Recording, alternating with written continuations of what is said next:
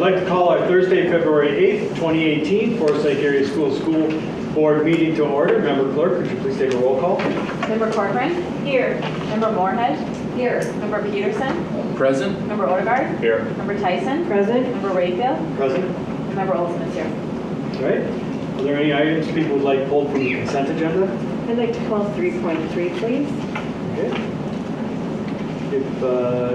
Do we have a motion to approve 3.1 through 3.2? So moved. Do we have a second? Second. Any discussion? If there's no discussion, all in favor say aye. All opposed? All right. 3.3. Go ahead, Tyson. Yes, so I'd like to recognize the retirement, of Suzanne McCardle and John Buck, 32 years each. I know my daughters both had Suzanne McCardle out at Scandia Elementary. Rob and I were just talking about how that was a long time ago. Wow, but what a gift she has been to our school district and to Scandia Elementary. I remember when I was doing Title I in classroom, she told me one of her favorite things was to correct all of her papers because she wrote such endearing things on them and got their humor. And I just saw her last month at the district wellness meeting, so she's still just giving her gifts, looking out for that Scandia Elementary and the kids in our district. So with that, I move to approve. All right. Second. Can I speak on behalf of John Buck? I've known John quite a few years. He's coached my son Dylan in basketball, and he's just an amazing man and teacher, and he's greatly missed. He even, he also worked on the Christian athletes in the morning and Wednesday mornings at the high school, which just was a great organization and really meant a lot to my son. And he's just been a phenomenal mentor and just a really great guy. It's going to be hard to be without him at the school, and also football. He's also a football coach. So I've known him a long time, and he's just a really great guy. So congratulations on his retirement also. And I had that too, because I've known him for a long time. He's just the kind of teacher that you want for young people to build them up in all sorts of ways for them. And I know Principal Caldwell said that you can replace everybody, but you cannot replace what they are in everything. So he is going to be dearly missed. Yep. So do we have a second? Second. Any further discussion? If there's no further discussion, all in favor say aye. Aye. All opposed? All right, thank you. 4, old business. 4.1, Morris Leatherman survey results. All right, so thank you. And as I get ready to introduce Peter and we get the projection ready to go, there's 3 parts to our post-election review process. We have 6 community conversations scheduled. We've had 2 of them, one in Linwood and one in Columbus. We're very pleased with the turnout and the dialogue that's occurring with those. We'll have 4 more over the next several weeks. We also have a school funding task force with 3 days scheduled in March, and we're in the works of putting that team together and the conversation that will come from it. The third part of that is a post-election survey that Morris Leatherman Company conducted for us. So we have Peter Leatherman here from the company to walk us through the results of that survey. So Peter, thank you for coming, and appreciate it. Take it away. It's not a pleasure to be with you this evening to go through these results. It'd be much better to have a successful referendum that we're going to be looking at. But this is the state that we're in. And so with the methodology to explain what we undertook, we did 3 random samples of 250 each. 1 random sample is of parents who voted in the election. Another random sample are non-parents who voted in the election. And then we did another sample of parents who didn't vote. So the one portion of the community not in this survey are non-parents who didn't vote, to understand their reasons for not voting. It didn't seem relevant for moving forward for planning. Now, the interviews were conducted after the new year. We have to wait for the Secretary of State's list, and that takes them a while in order to compile that. So we are 2 months past the election. Recall is always a little sketchy at this point, and we're going to see that You not only have recall 2 months later, you have what's called a halo effect. And now that you're talking about budget cuts, you have buyer's remorse also coming into play. The average interview time was 14 minutes. Once we found them at home, it was the non-response rate is 5%. And keep in mind that the results of each of the 3 sets of data that I'm going to show you is plus or minus 6.3 because we did 250 samples. Now, first off, let's look at some demographics. And I put the parent demographics of voters and non-voters together because it shows a trend that we've been seeing now over the last 5 years has occurred here in Forest Lake also. It's not surprising, but it is very pronounced here. The green bar are parents who voted, the red bar are parents who did not vote. And if we go right to the age group of millennials, 32% of millennial parents, of your parents were voters. Amongst non-voters, it was 44% of millennials did not vote. So millennials are very underrepresented, and we see this time and time again now. A whole bunch of factors go into this. A generational thing with institutions, with it being a priority. We're going to look at specific reasons why they didn't vote, and they follow a similar pattern in that it's not a priority for them, even if they are stakeholders. It doesn't make sense to me. I'm a parent, but I'm not a millennial. But this trend holds. So millennials, almost half of parents who didn't vote were millennials. Thus, when we go to preschool households were underrepresented amongst voters. 44% of non-voting parents contain households. Renters, the split is, if they were renters, less stability in the district and lower property values, they tended not to vote. If they were voters and parents, they had higher property values. On the split, it actually kind of switches. Women were much more likely to vote. It's not a surprise here. It happens in election after election. Similarly, though, with non-voting parents. You're going to see, though, when we look at the demographics of non-parents, men were overwhelmingly more likely to vote. And then if we just look at the geographical distribution, Forest Lake amongst voters who were parents was higher. Other Washington County area locations tended to have parents who didn't vote.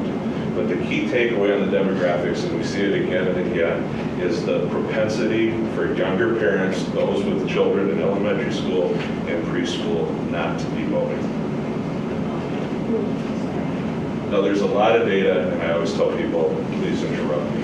I don't want to get to slide 15 and go back to have a question on 3. So if you have a question, feel free to ask. Peter, what can you tell us about overall voter turnout? It looked like with the numbers you gave me, 41% of the makeup of the electorate were parents this time. Okay? I believe the interpretation of that information is of our parents, 41% vote. Yes. Yeah. Now, non-parent voters skewed very old. Very old. In fact, I broke out the 55 to 64 and the 65 plus category.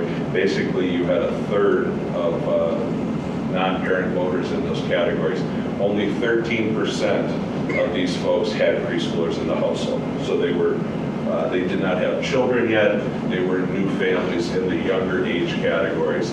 You can see the home value skewed much higher than the parent group. And this is the gender difference here. Men, 60% of non-parent voters were men as opposed to 40% women. 60% of non-parent vote, they were not parents. They weren't parents, 60% of them voted. were men. 40% were women. And a majority of non-parent voters came out of the city of Forest Lake, 51%. All right, that's the demographics of these 3 groups. Now, the next questions are going to be asked of parents who didn't vote. That sample of 250. So what are their reasons for not voting? This is the concern when you think that these are stakeholders in the district.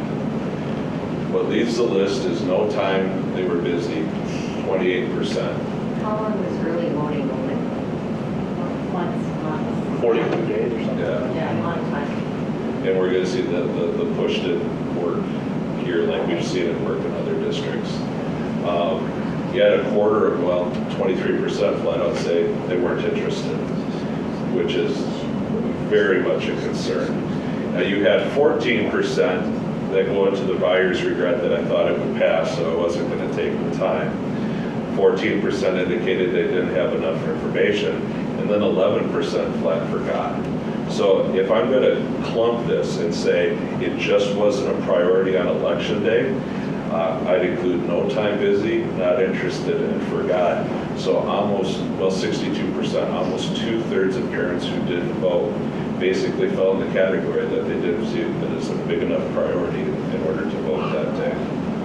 Now this trend is, you're not unique in this trend, but what is unique is that demographic page earlier, that wide gap between millennial parents who voted and who didn't vote. And we assume that if they would have voted, they would have voted for it, or are we assuming because it wasn't busy enough, they probably would have voted no anyway? We'll get to it. Okay. Yeah. Yeah. Now, that was an open-ended question, so they could tell us whatever they wanted. Now, we gave them some specific reasons and asked if they were a major factor, minor factor, not a factor at all. What leaves the list is the statement, it was a busy day for me and I forgot an election was occurring. 45% indicated it was a major factor, an additional 21% said it was a minor factor. I did not have enough information to make a decision about the proposal. 30% major, 60% total impact. They paid little attention to local issues. This is kind of the disengaged group of parents that has 58% total impact. They thought it would pass. 24% of them said it was a major factor.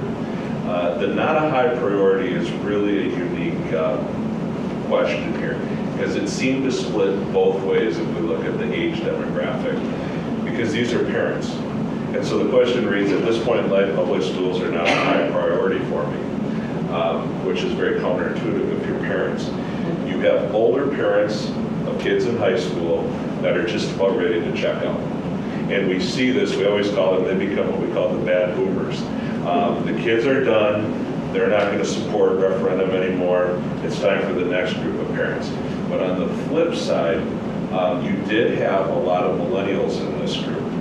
And if we look at some of the comments in here, the priority and the focus, especially with the bond referendum, they didn't see that impacting their kids. If my kids are in preschool, if they're in 2nd grade at this point in time, it just wasn't a high enough priority. 12% that was major factors said they thought it would fail, and only 4% said it was a major factor that they had no idea where to vote.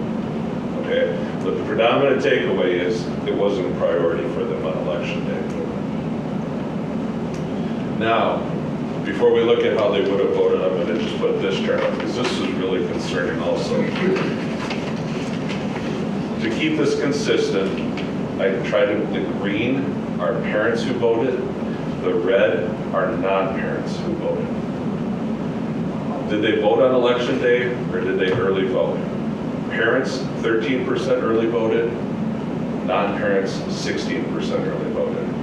In successful referendums that happened, that we worked with across the metro area this November, the early vote amongst parents was double the non-parent voters.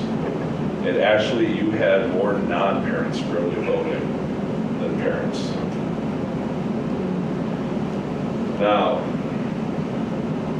to Karen, to your question first, we asked the parent non-voters, the blue, how you would have voted. 38% said they would have supported both, 9% said only the levy, 6% the bond, 28% would oppose both, and you could see still 1 in 5 of parents who didn't vote still haven't made up their mind 2 months after the fact. Okay? Now, what did they tell us? And now keep in mind, this is 2 months removed. So what they remember and how they actually did it, instead of where they're going to hedge, especially when you get the buyer's remorse, and you also have the factor of Minnesota Nice, you don't want to tell somebody you voted against both, especially if you're a parent. Focus on the groups that said they support both or they oppose both. So amongst parent voters, 58% said they supported both, 15% opposed both. Amongst the red, the non-parent voters, it was 28% support vote and 43% oppose vote. Okay, with those factors in play, with the non-parents at basically almost a 2-to-1 level of total support or total opposition to total support, it's hard to overcome that, especially because in successful elections with parent voters, it needs to be an 80 to 85% support amongst that group in order to overcome, especially when you only have a quarter of non-parents supporting both questions. Okay? Now, for those that supported both, we asked them why. These are the parents. What's the number one reason? Supporting schools is important. Then they trust you to effectively manage the money. And then the comparison to the neighbors had less impact. 59% said it was major impact, 25% minor, and that you haven't had one approved since 2006. For parents, 51% major impact, 86% minor impact. So they all had a role here, but it is a concern always. What you have in this group, let's go to the non-parents and we'll talk about it. Amongst non-parents, the factors for support. The soft reason leads also. Supporting schools is important. Then the trust level to manage the funds effectively. But then that not approved since 2006 and the comparison to neighbors did not resonate very well with non-parents who still supported. The reason for support, the groups in both of these support schools because they're the schools. They would support almost anything. That's kind of your core support. They're supporting for soft reasons. They're not talking about need. They're not talking about logical consequences. And what happens on election day, you've seen our surveys enough. We do all those questions on atmospherics because we want to see if there's issues out there that people are going to take into the voting booth with them and vote no against a referendum to make sure. And if there are none of those atmospherics, then they walk in the voting booth and it becomes a simple cost-benefit analysis. How much does it cost and what's the benefit? And what we're going to see now when we go to opposition, the cost is a concern and they didn't see the benefit. They didn't see the compelling need or the logical consequences coming through. So the major reason for opposition amongst parents, well, amongst both groups, but it's very pronounced amongst non-parents, it's taxes. This is open-ended. Their number one response, 54%, said flat out, the taxes are already too high. Amongst parents who opposed, it was 29%. If we go to double digits amongst parents, poor spending comes into play. 13% of parents who opposed said they didn't have enough information, and 10% of opposing parents said enrollment's going down. They didn't understand the need. With the high taxes at 54% amongst non-parents, it kind of dwarfs everything else as an open-ended response. So then what we do is drill down with each group and ask them a series of questions and gauge whether they were a major factor or minor factor. Amongst parents who oppose, what leads the list is the statement, I did not see a compelling need for the school district's funding request. 95% said it was a factor. Then you had 71% indicate that the district just passed one in 2015. Didn't have the information of the operating levy versus the bond. Then taxes come into play for parents. The increase in my property tax, I believe the passage of the referendum question would increase my property taxes too much. So the cost impacts 69%, and then flat out, my property tax is already too high. I'm not going to support anything. It doesn't matter what the cost is 66%. And then parents are higher. I believe the proposal included frivolous items the district did not need.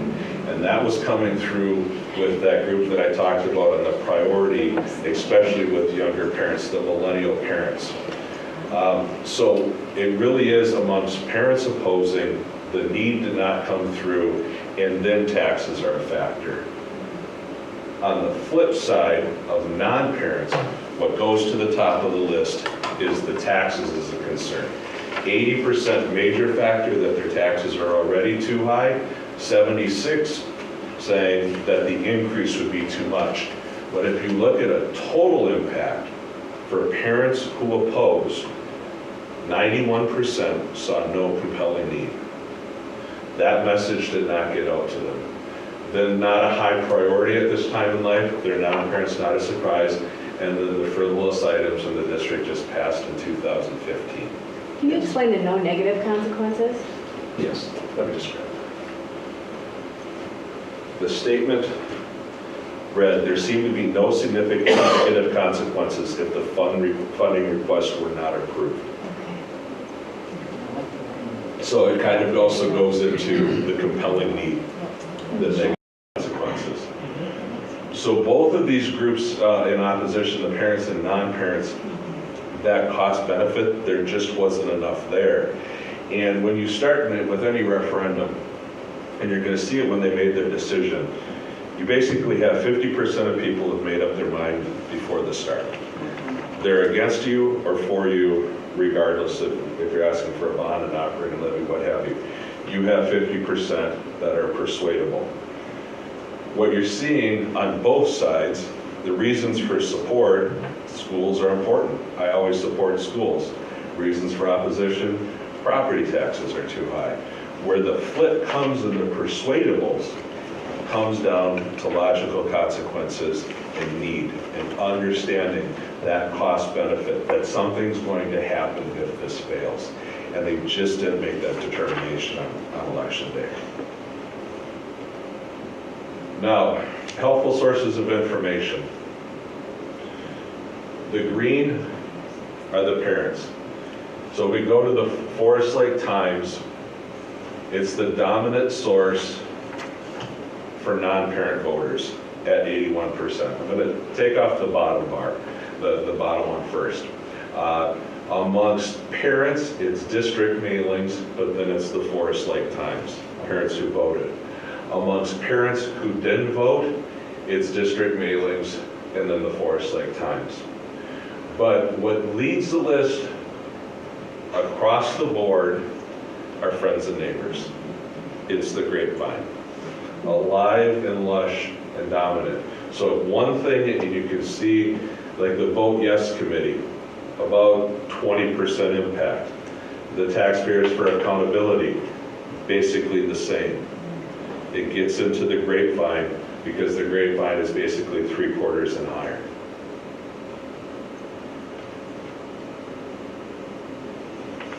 Now the organized groups in support and opposition, amongst parent voters, what I'm going to do, because we asked, did you hear from a group in favor, in opposition, or from both types? Okay? So we go to the FAR, didn't hear from any. 60% of parents didn't hear from anyone. 62% of parents who didn't vote didn't hear from anyone. And of parent non-voters, and then 59% of parents who didn't vote. The total impact, if you look at parent voters, the green, 32% heard from vote yes, 15% heard from vote no. Amongst parents who didn't vote, 24% heard from vote yes, 19% heard from vote no. And amongst non-parent voters, 26% heard from vote yes, but 25% heard from vote no. The net impact of the vote yes versus the vote no was about a 1-for-1 for total impact in the community. And keep in mind, you had 60% in all three groups say, I didn't hear from anybody on this. I'm gonna send this to the guy who called me complaining because the vote yes committee was calling him too much. Yeah. Well, there's a difference between recall, did they hear from them and did they realize they were hearing from them and did it have an impact? Yeah. Sure. This shows the impact of the contact, not necessarily whether it was made or not. Yeah, no, I agree. You know what I mean? But yeah. What could the district have done better to inform you? 60% of parent voters said nothing, it was great, had all the information I needed. 20% of parents wanted specific budget details, specifically what was in the package. Then 9% each wanted an argument for the need for the money and the uses for the money. Amongst parents who didn't vote, it's interesting, oftentimes when we do these surveys, they'll be much higher saying there's nothing because they didn't vote, they're unsure of what they really knew to start with. They actually had the most requests for information. 24% of them wanted budget details, 13% wanted need, and 12% wanted use. Amongst non-parents, budget details 27%, and then 8% the need and the use. And then finally, when we talk about, I mentioned that a little bit earlier, 50% of people basically make up their mind before the fact. This bears that out. Amongst parents, the green bar, go to my mind was made up when the election was called. We're looking at the timing of the decision. 46% of parents said their mind was already made up when the election was called. The red bar, non-parents who voted, 52%. Their mind was made up before the election was even called. Now, 22%, remember, 20% of parents who didn't vote still didn't know how they would vote, so their mind isn't made up 2 months later. 40% of them had made up their mind. So really what is in play then is about 50%. And it's very even. There's not a bump. Before Labor Day, it's about a 15% in each of the two voting categories. In September, a little bit higher amongst parents. Not surprising, kids are coming back to school. They're hearing the information now. October, equal bump, 10%. The weekend before, the last minute impact, 12% of each group made up their mind. But really, 50% had their minds made up when you had the election, 50% post-fact. And in looking at the opposition, that cost benefit is what hurt with the 50% who were willing to have the discussion. I think that's the last chart.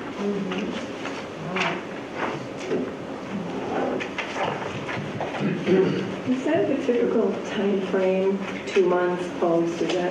Was ours done in the typical time frame? It is typical because with the information coming from the Secretary of State, it normally takes them 4 to 6 weeks. I think you had it about the second or third week of December, which puts it so that we can't do it during Christmas. And so when we do these coming out of November, they typically take place right after New Year.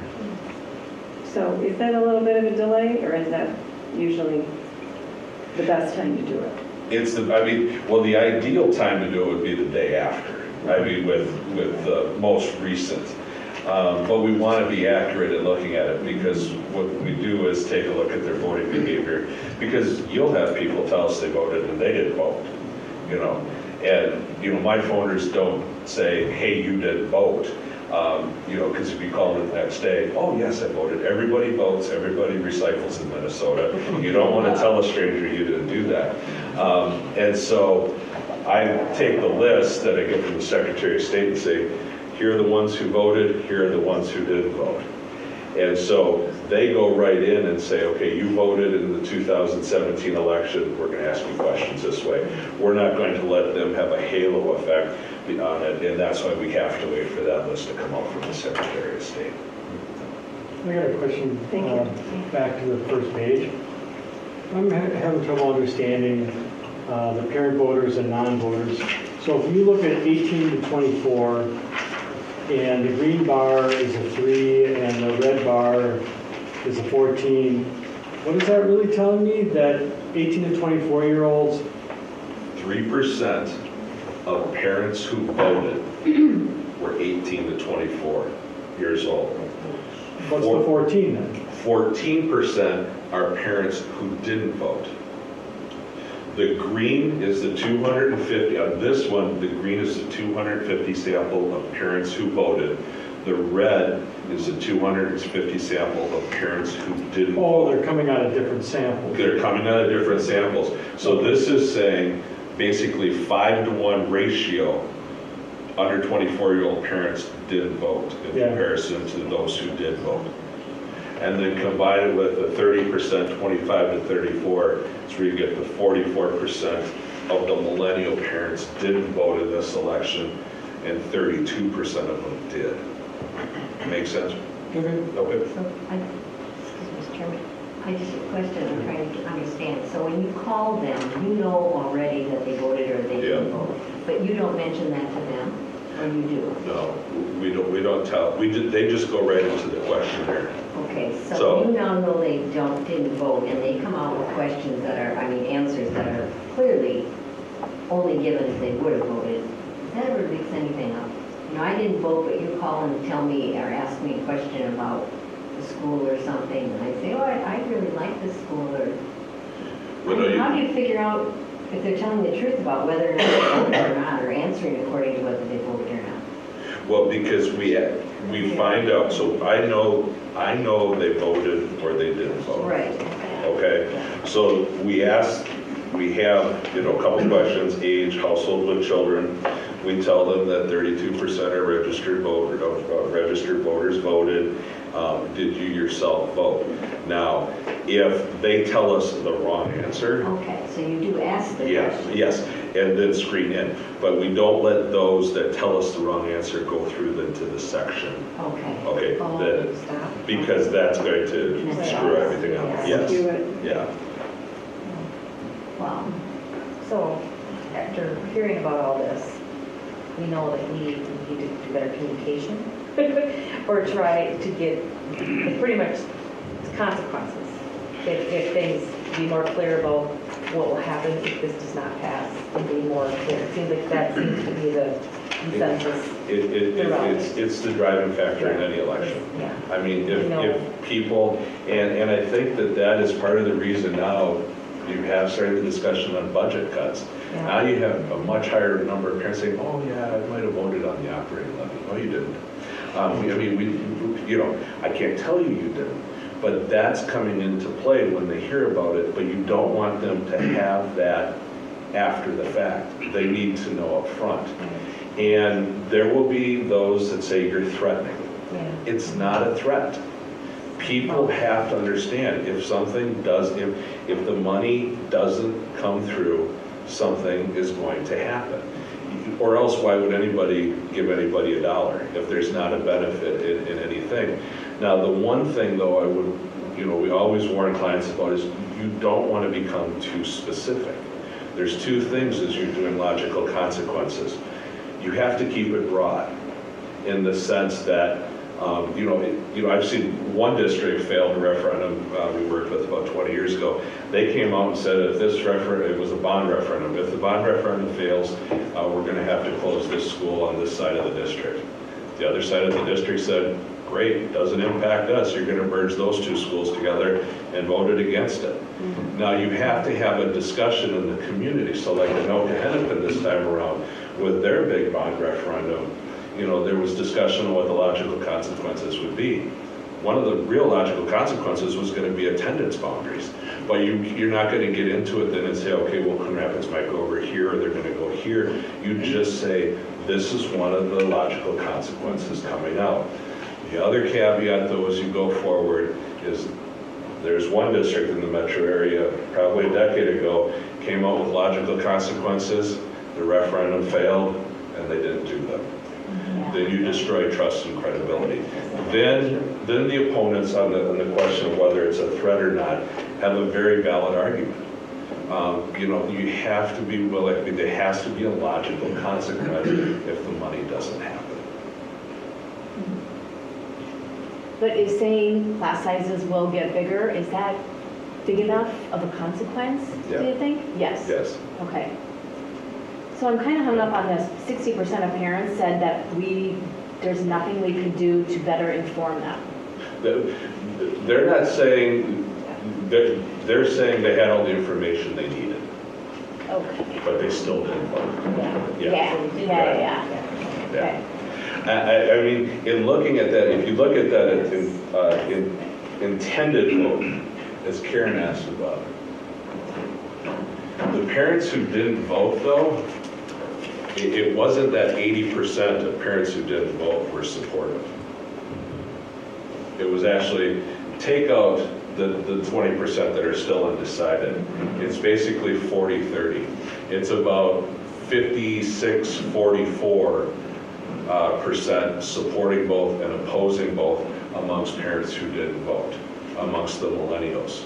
So that argument, that tie, in order to make them understand, because these are the key stakeholders, especially in an operating levy.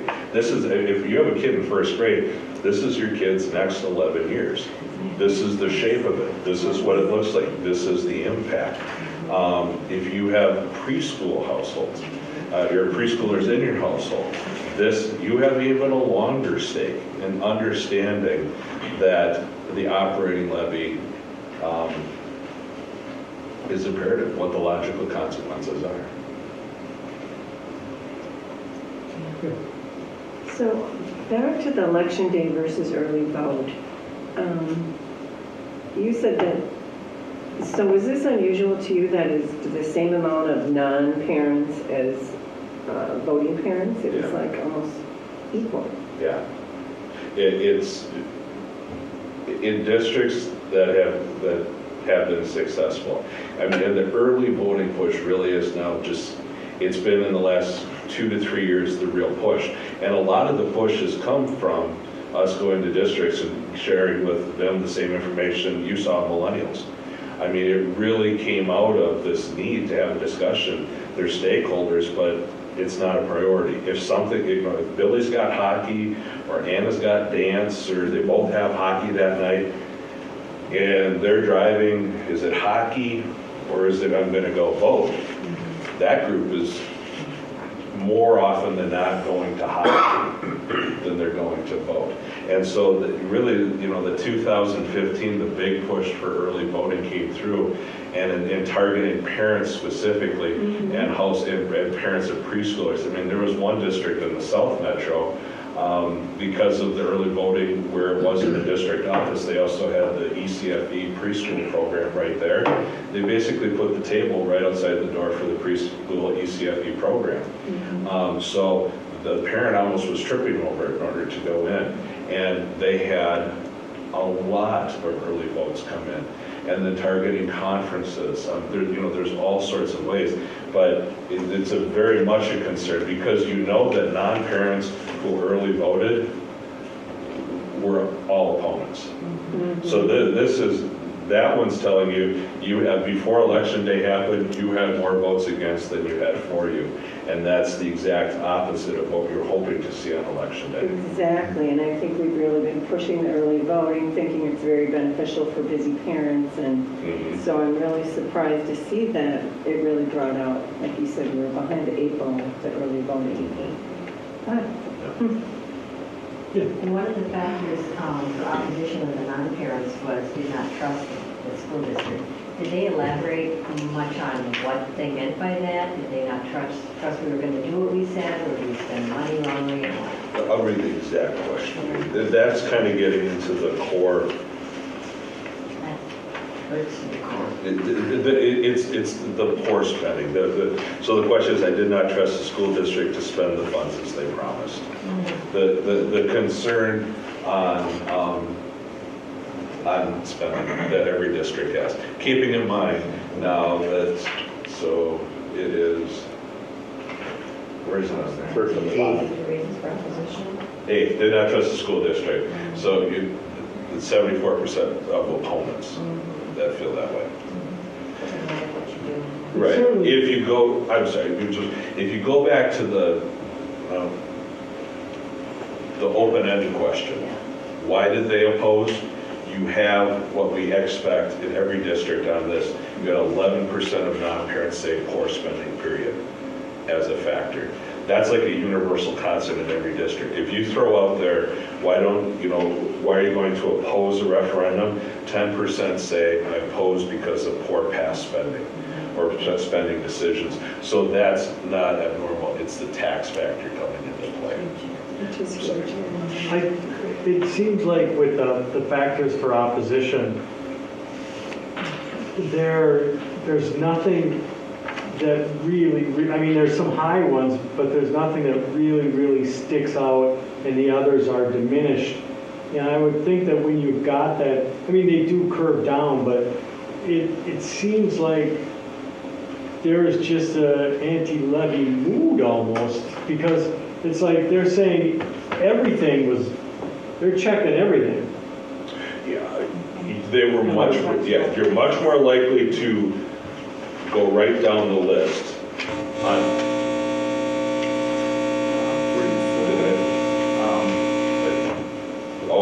I hit the mouse board.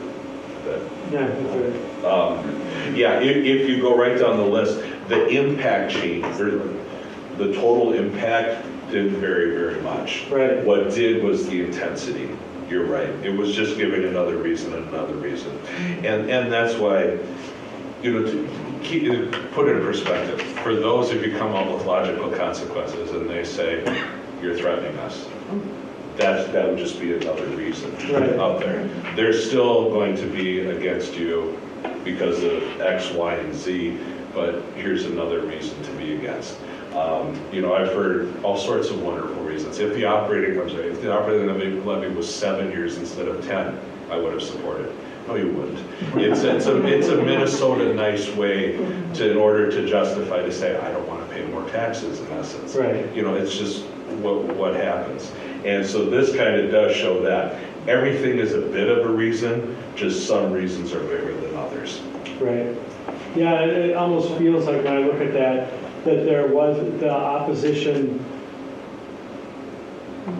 really, both the people that should have been voting yes and voted no, and the people that voted no didn't have strong particular reasons why they weren't, but they didn't have strong particular reasons to vote yes either. Right. And so that then they're just throwing everything at the wall, kind of, well, yeah, you know what I mean? As opposed to saying, well, I didn't like it how they were planning on closing a school, or something like that. Yeah, among factors for opposition in every district, even St. Louis Park, who passed 80-20. If we talk to the 20% that opposed, property tax is too high, would lead that list. Okay, that's how it is. Now their property tax hostility is about the same here. What's going to be different is the need and the compelling need and the negative consequences. Understanding that and overcoming. It's like Roseville. I think that referendum on the average house was $40 a month, which in Roseville, that's a lot of money. It passed 75-25 because the tax increase might be too much, but the compelling need and the discussion on the buildings haven't been updated since 1992. You can overcome some of the perception on property taxes and the concern on the increase in taxes if the need and the logical consequences are there. So Peter, to that end, we had this conversation earlier. We hung our head to a large degree on the message that we're in last place. We don't compare to other districts. Our levy is 11 years old. As it relates to compelling consequences, compelling need, the rationale we took, or that case, I should say, wasn't what moved the needle. that's not going to, that won't push the needle. That will reinforce for supporters, and it did. You saw it reinforced. There are a few school districts on the west side of Minneapolis and a little bit south that the comparison to the neighbors matters a lot.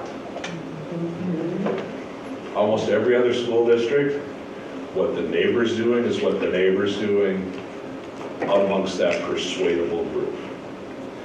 The time frame of not having a successful referendum pass says blank. On an operating levy doesn't seem to have the impact across the state. It does, time frame matters on bond referendums because buildings, deferred maintenance, people see that. So, you know, working with St. Cloud, Apollo's, I don't know, 75 years old, people get that. Roseville, 92 was the last one that they passed. It's been almost a quarter century. That makes sense. But operating levies to use that to justify it, it reinforces support. It doesn't change minds or move the needle amongst the persuadables. We just haven't seen it except a few districts that want to keep up with the Joneses. Well, I just wanted to add that I thought in the factors for opposition, the 71% that, you know, talked about just passed in 2015. I mean, we kind of were thinking that, and that is a huge number.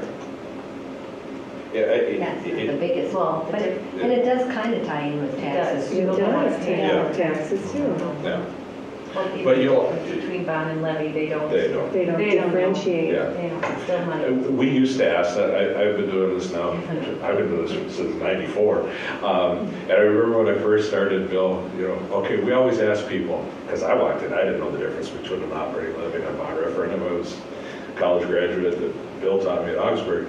And I'm like, why do we ask this question? Well, we need to understand what their knowledge level is. And by 1995, 96, it was literally 22% in any district knew the difference. 78% didn't know. So now we took it off. It's a waste of question. We know what the answer is. People don't understand the difference between an operating levy and a bond.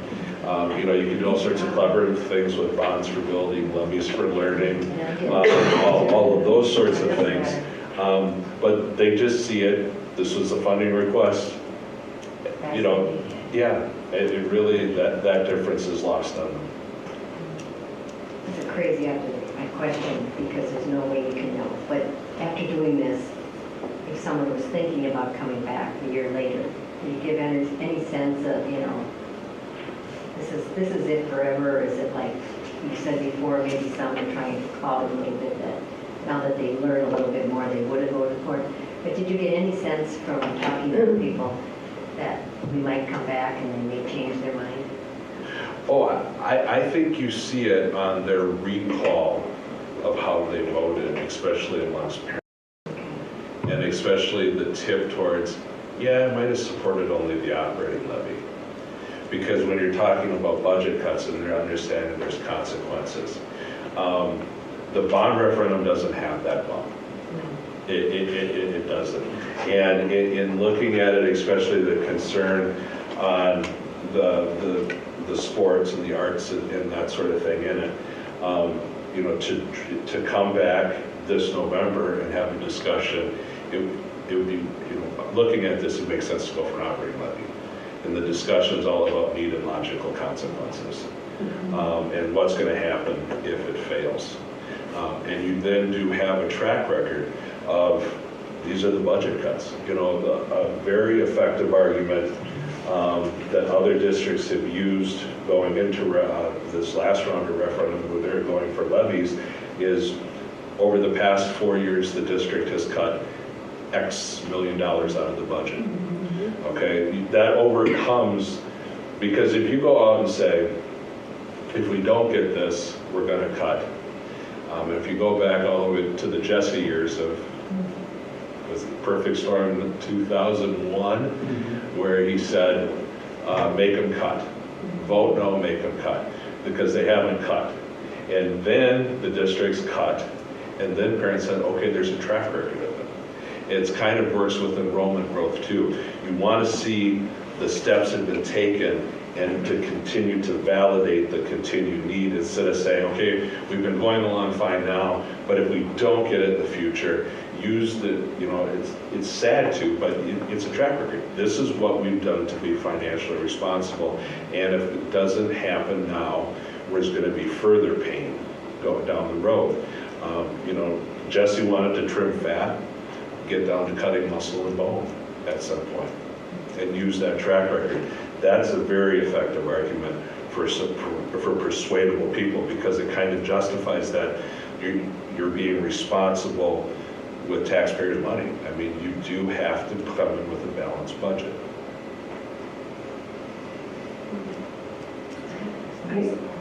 I like too having this reflection on friends and neighbors. I think that's probably very true with our community schools, that we're such a broad geographic district that we don't get the same sources. So they do tend to rely on their neighbors, friends. I hear that. Yeah. I didn't read the article, so I called so-and-so, or, yeah. And it's interesting. Well, if the blue and green are parents, and the non-parents, they're very disparate grapevines. Those grapevine, parent grapevine and non-parent grapevine is not going to intertwine at all. Right. You've got ECFE, you've got sporting events, you have senior events, restaurants, those sorts of things. But both of those are very predominant. 3/4 of the community, it's at least a somewhat helpful, if not very helpful, source of information. Get on the door knock again. We don't door knocking. Well, I think the last the bond campaign and the last campaign both involved the calling list, and that's an attempt to approach that, is having each person get a certain number of friends in and call them, get them out to vote, but, Yeah, Hindsight is really easy. 2020. Parents, get them to the polls. It's really key. All right, any other questions, comments? I just think that, one thing I always think to myself is that if people could see what I see in the cuts, they would vote for these things, right? And that's kind of what you're saying here, is that if people could see the cuts, they'd be much more motivated to vote for it. And that's always been a fear when we've had levy campaigns, and people are oftentimes afraid to say, well, if people don't like being told this stuff, so let's just have it positive about kids or whatever. But I just think that I hope people can see what we're seeing, and that we can communicate that out to people. I don't know. Yeah, when you're talking on a referendum, like any referendum, you've got to answer some key questions for the public, and you have to make it short and simple. What are you asking for? What does it cost? What happens if it doesn't pass? Those are the three overarching questions that any resident has when they consider a referendum. And that third one, they have to have that context. Yeah. It has to be personal. I believe that's another thing. What is it going to do? How is it going to affect me? Right. That's really their own personal. How is it going to affect my child?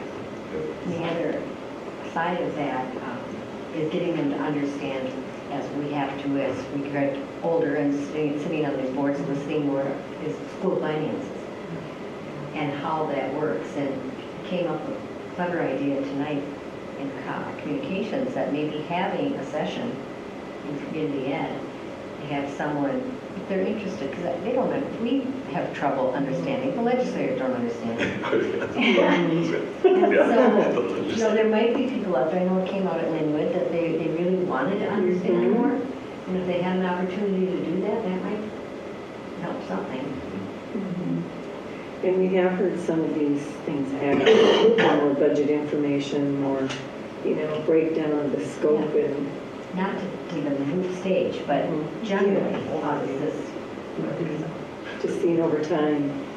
There's about 5% in any community that if the superintendent would go have coffee with them every Monday morning and go through line item of the budget, they would love it. Every community's got those folks. The question is, there are some that want the detail, just not at that level. Right. Right. All right. Thank Anything you. else? Okay, Thanks so Thank much. you. Information. See you guys in some more. I shall.